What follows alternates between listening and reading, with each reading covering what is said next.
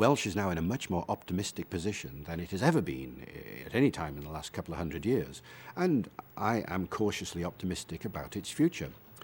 Certainly, it's being held up as a success story in many parts of the world now. In terms of numbers, 500,000 people speaking Welsh, more than 500,000 people.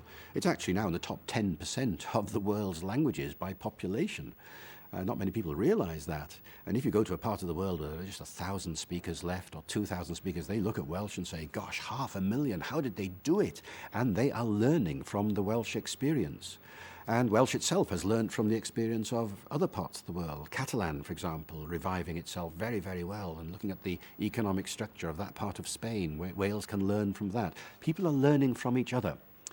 And that is the hope. There are organizations like the European Bureau of Lesser Used Languages, very important, small but important organizations which are facilitating the ways in which minority groups can learn from each other and share their experiences and avoid rediscovering the wheel, and making progress faster. So I'm cautiously optimistic about the future of the world's minority languages. But at the same time, I recognize the problems. The problems are problems of isolation, of people not talking to each other, sort of being so bound up with their own local problems that they fail to look outside. Problems of money, because it is an expensive business. And actually, in many parts of the world, problems of just plain antipathy. There are a lot of people who don't want minority languages to succeed for all sorts of political reasons.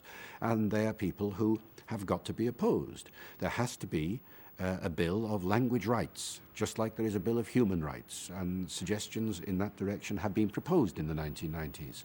But as yet, these suggestions have not reached the top of the political tree. But people have language rights. They have a right to use their own name. They have a right to call their town what they want. They have a right to go into the street and have their own local language on the street sign. Many parts of the world, that is not allowed.